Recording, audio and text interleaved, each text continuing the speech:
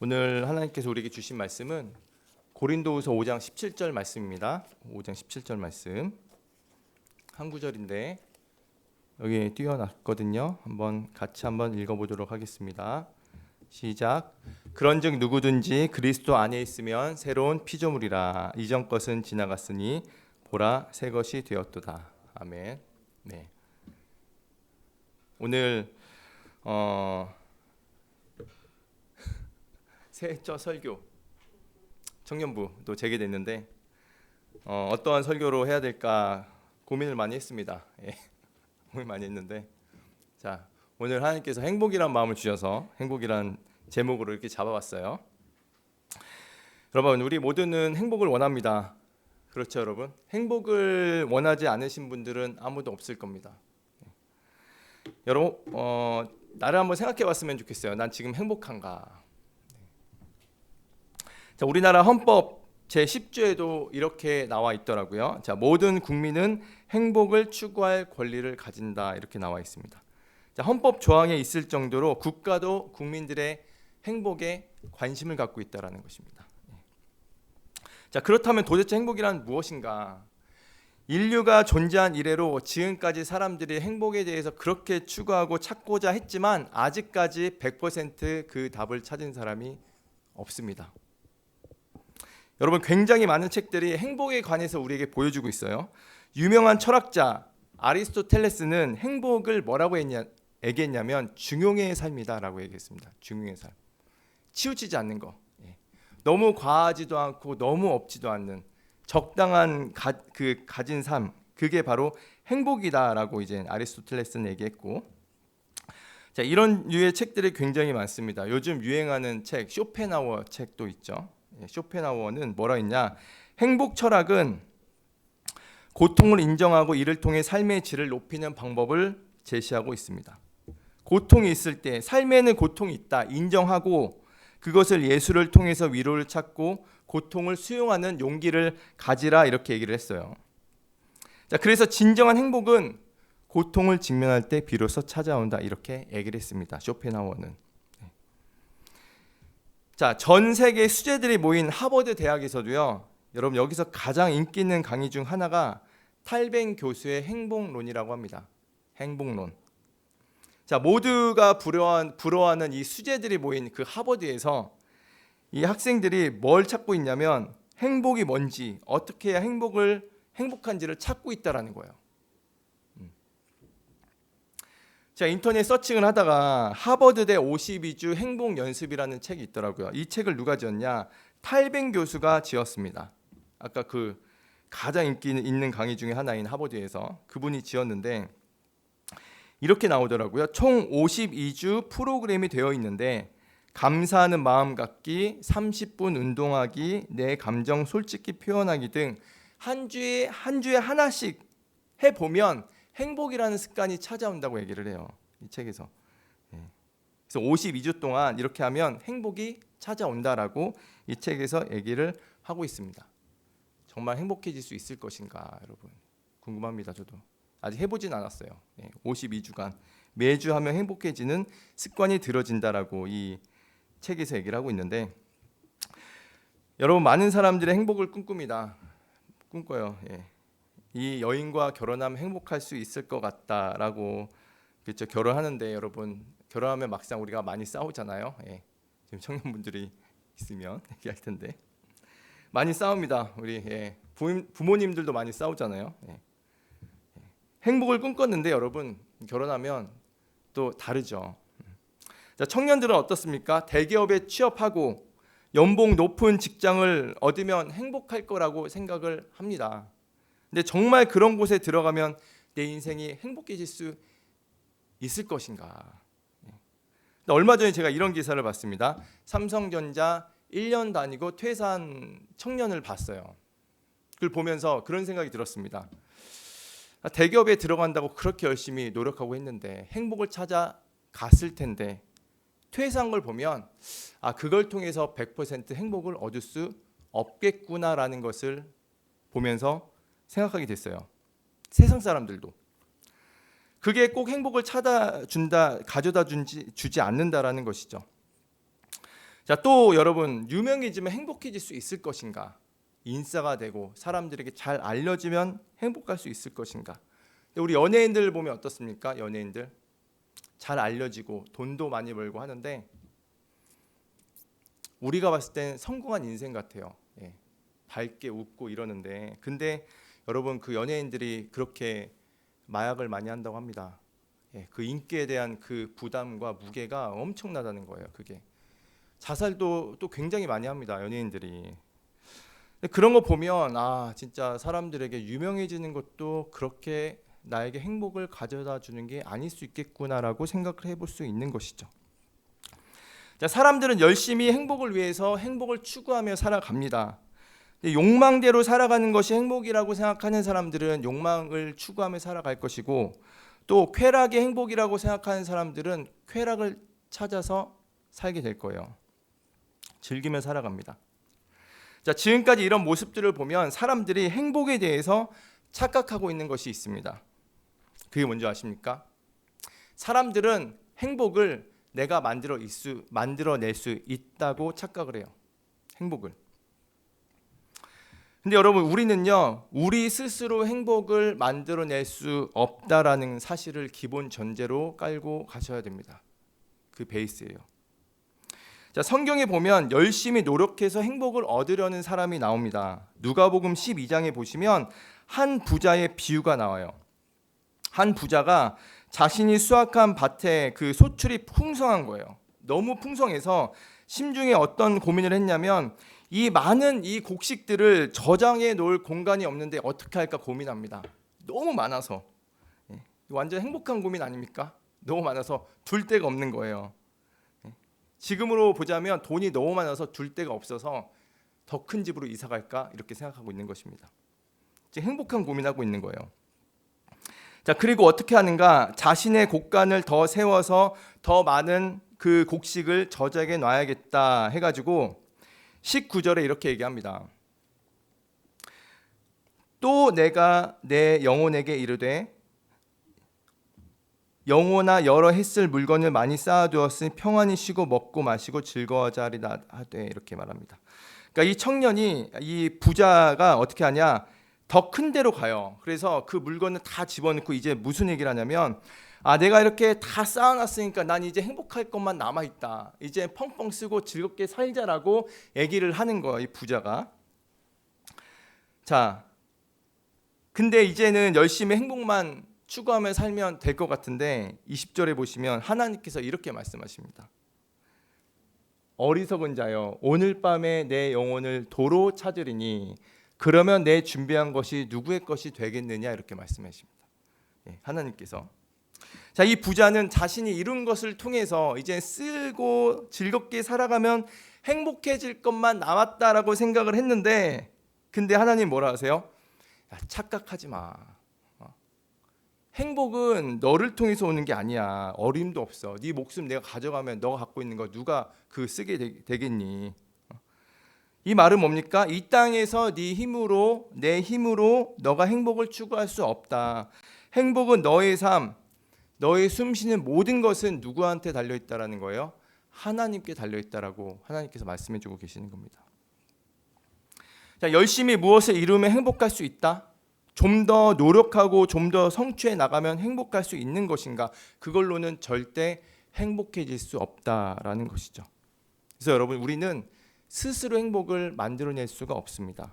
왜냐하면 우리는 불완전한 존재예요. 불완전한 존재. 자, 우리는 불완전한 존재입니다. 완전하신 분은 누구십니까? 하나님께서, 예수 그리스도께서 완전하신 분이시죠. 우리는 피조물입니다. 피조물은 의지할 분이 있어야 돼요. 창조주가 계시다는 얘기입니다. 그래서 우리가 언제 행복할 수 있는가?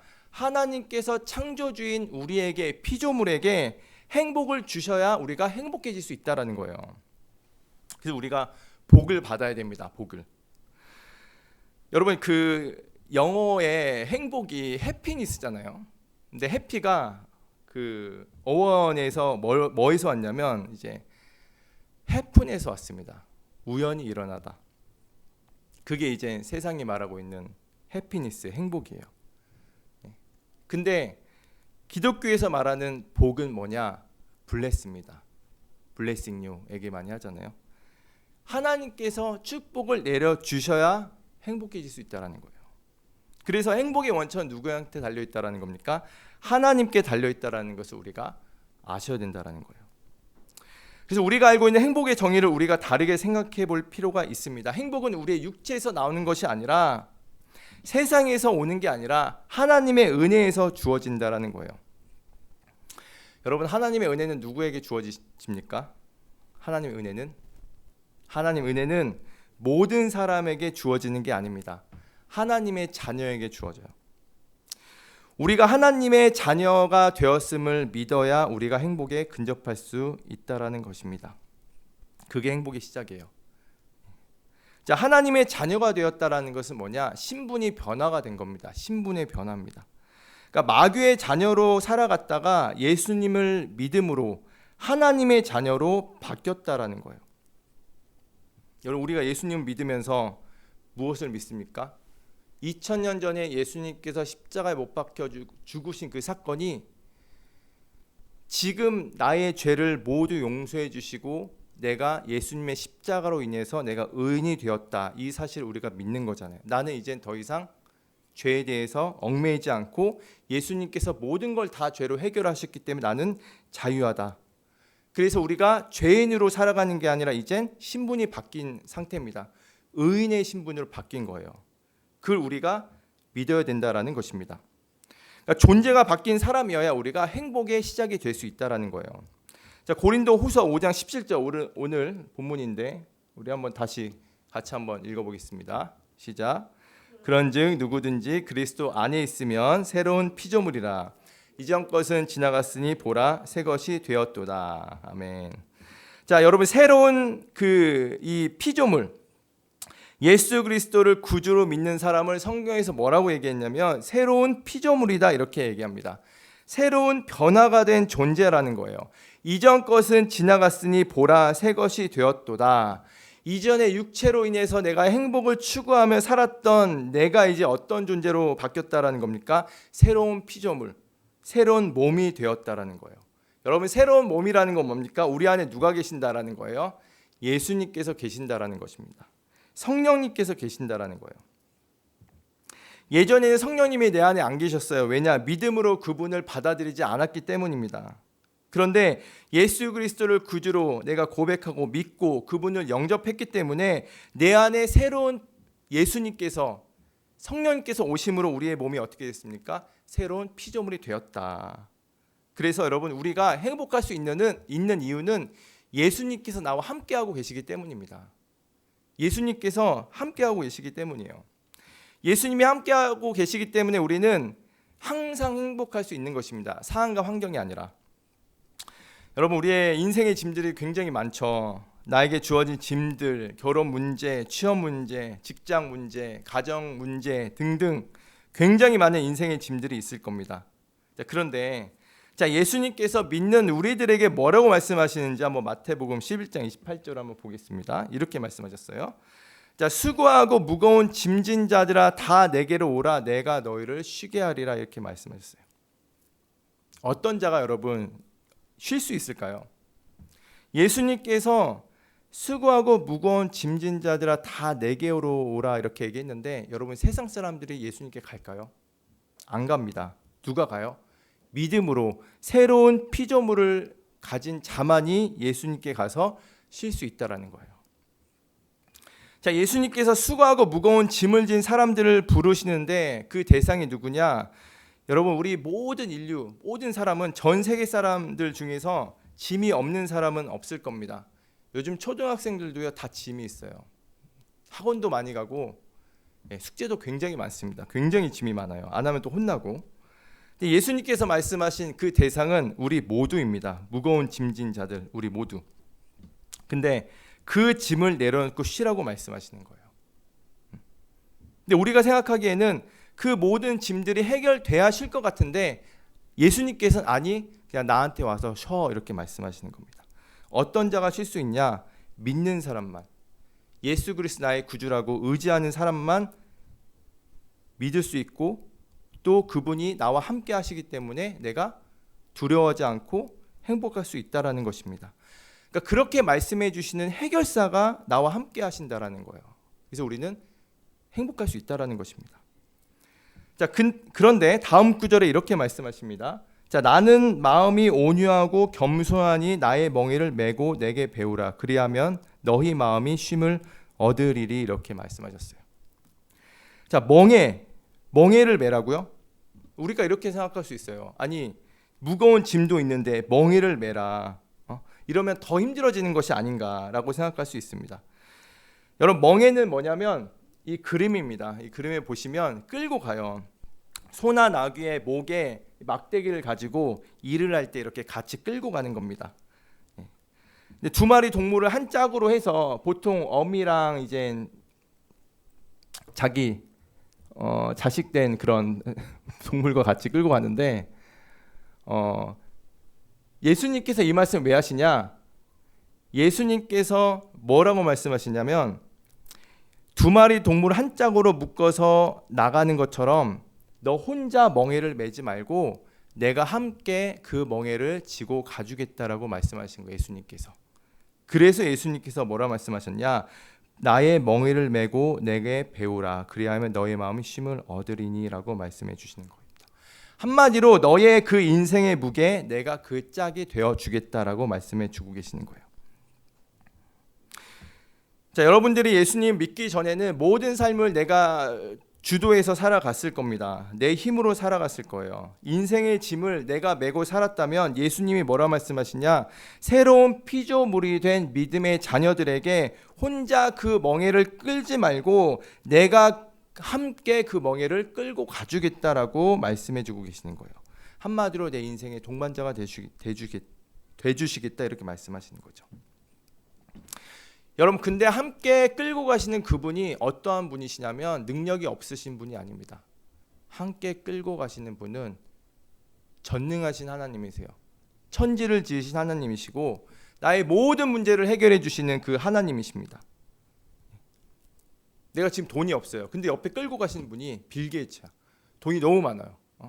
함께 가주시겠다라는 거예요. 그렇죠? 우리가 그래서 예수님의 자녀가 되면 신분이 변하면 우리는 기본적으로 행복해질 수 있다라는 것입니다. 그래서 우리가 왜 행복한가? 우리 인생을 우리가 만들어가는 것이 아니라 여러분, 우리는 항상 불안합니다. 그런데 우리는 어떻게 해요? 그분의 멍에를 메고 그분이 하라는 대로 따라가기만 하면 되는 거예요. 하나님의 말씀만 행하고 그분의 말씀에만 순종하면 어떻게 되는 겁니까? 우리가 기쁨으로 행복으로 이 삶을 살아갈 수 있다라는 것입니다. 자, 신명기 10장 13절에 이렇게 말씀하셨어요. 내가 오늘 내 행복을 위하여 내게 명하는 여호와의 명령과 규례를 지킬 것이 아니냐 이렇게 말씀하셨습니다. 내 행복을 위하여 내게 명하는 여호와의 명령과 규례를 지킬 것이 아니냐. 지금 구약에서는 명령을 지키고 규례를 따르는 거 그게 행복이라고 말씀하셨는데 신약에 오면 여러분 우리가 예수 그리스도를 믿음으로 율법과 규례를 지켜지는 겁니다. 그래서 우리가 예수님을 믿으면 우리가 행복해질 수 있다라는 거예요. 그래서 우리는 누구만 따라가면 되냐? 예수님만 따라가면 됩니다. 예수님만. 예수님이 함께하고 계신다라는 사실 우리가 인지하고 믿음으로 반응했을 때 우리는 그 삶이 고통이 아니라 괴롭지 않고 주님께 신실하게 맡기고 하나님의 은혜에 하나님의 섭리에 기대하면서 기도할 수 있다라는 거예요. 그분이 나의 멍에를 함께 이끌고 가시기 때문입니다. 이게 엄청난 은혜죠. 예수님이 나와 함께 끌고 가신다라는 거예요. 여러분, 사람들은 인생의 짐 이걸 혼자 지고 가기 너무 힘들어하고 무거워합니다. 그래서 불행하다고 생각해요. 그런데 새로운 피조물이 된 믿음을 가진 사람은 오히려 이것이 행복의 시작이 됩니다. 주저앉는 게 아니라 기대감으로 살아가게 되는 거예요. 왜 하나님께서 이 상황을 나에게 주신 거지? 하나님께서 반드시 이 상황 가운데 섭리로 하나님께서 내 삶을 이끌어 가시겠지라는 그 기대감이 생기게 됩니다. 예수님께서 나의 모든 문제를 함께 지고 가실 것이기 때문에 여러분 걱정할 게 없습니다. 여러분 이게 바로 행복 아니겠습니까? 예수님께 우리가 함께 있으면 우리 안에 쉼과 평안과 기쁨과 행복을 다 누리게 되는 거예요. 왜냐하면 예수님의 모든 성품, 모든 것들이 우리와 함께하고 있기 때문입니다. 그래서 예수님께서 말씀하시는 거예요. 나에게 딱 달라붙어라. 요한복음 15장 5절에 이렇게 말씀하십니다. 나는 포도나무여 너희는 가지라. 그가 내 안에 내가 그 안에 거하면 사람이 열매를 많이 맺나니 나를 떠나서 너희가 아무것도 할 수 없음이라 이렇게 말씀하셨어요. 나를 떠나서 너희가 뭔가 이루려 하고 뭔가 행복을 찾아낼 수 있다라는 그 생각 뜬구름 잡지 말라라고 이렇게 말씀하시는 거야. 아무 의미 없다. 너희가 정말 열매를 맺고 행복한 삶을 살고 싶다면 마치 가지가 포도나무에 딱 접붙임 된 것처럼 나에게 다 그 안에 머물러 있으라라고 말씀하시는 겁니다. 그게 뭡니까? 항상 교제하라는 거예요. 딱 머물고 있으라. 그래서 우리가 예수님 나와 함께 하셔서 행복하지만 또 하나가 뭐냐? 그 예수님과 함께 교제할 때 우리가 행복을 누릴 수 있다라는 것입니다. 여러분들은 예수님과 함께 교제를 하시나요? 내 안에 계신 예수님과 늘 대화하고 교제하고 묻고. 자, 예수님을 믿고 고백하는데 한 번도 성령님과 대화를 나눠보지 않으신 성도님들도 굉장히 많습니다. 대화를 한 번도 안 하고 말도 안 하고 여러분 교제한다고 할 수 없는 것이죠. 부산에서 서울에 올라오는데 옆에 사람이 앉았어요. 근데 대화를 한 번도 안 했다면 여러분 옆에 있지만 교제를 한다고 말할 수 없습니다. 대화를 해야 되는 거예요. 말을 해야 되는 거예요. 여러분 그래서 우리가 교회는 다니지만 우리 삶 가운데 하나님께 엽죽고 하나님께 어떤 문제를 아뢰고 그 뜻을 듣고 행하며 주님의 순종한 삶을 살지 않고 단지 예배는 드리고 모든 삶을 내가 다 결정하고 주도한다면 성령님께서 일을 하실 수 없는 진짜 진정한 교제가 이루어지지 않는 신앙생활이 될 수 있습니다. 그래서 신앙의 엇박자가 나는 것이죠. 그래서 내가 신앙의 연수가 얼마나 됐고 이런 게 중요한 게 아니라 진짜 신앙의 연수보다 내가 예수님과 얼마나 함께 교제하고 있냐, 그게 정말로 중요한 키포인트라는 것입니다. 그게 내 인생의 질이 결정된다라는 거예요. 여러분 부부는 항상 닮아가게 되어 있습니다. 성경에서도 보면 하나님을 남편이라고 말씀하시고 우리를 신부라고 말씀하세요. 그래서 우리가 하나님과 늘 교제하고 함께할 때 우리는 하나님의 모습이 반영되어 우리가 닮아가게 되어 있습니다. 그럴 때 여러분 우리가 정말 구원받은 자로서 행복하게 살아갈 수 있는 거예요. 자, 우리가 또 어떻습니까? 우리는 나중에 죽으면 모두 천국 갑니다.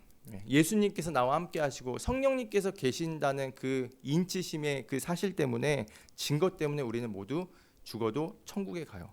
근데 그게 정말 복입니다. 진짜 행복은 사실 하늘나라에 있습니다. 신명기 33장 29절에도 보면 이렇게 말씀하셨어요. 이스라엘이여 너는 행복한 사람이로다. 여호와의 구원을 너같이 얻은 백성이 누구냐. 여러분 우리는요 예수 그리스도의 십자가에 못 박혀 돌아가셔서 우리의 모든 죄가 다 해결됐고 이제 그분을 믿음으로 우리는 어떻게 된다는 겁니까? 영원한 천국에 주님과 함께 거할 수 있다라고 말씀하시는 거야. 그게 정말 행복이다. 그렇죠? 그래서 우리가 이 땅에 있는 것으로 행복을 찾는 게 아니라 사실 우리는요 이미 행복을 다 얻은 사람입니다. 예수님께서 십자가에 죽으심으로 우리에게 모든 걸 다 주셨어요. 우리를 행복하게 살게 하시려고 그분이 죽으셨습니다.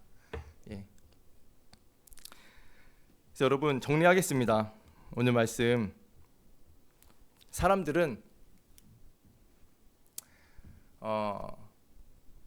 이 땅의 것을 추구하며 살아가요.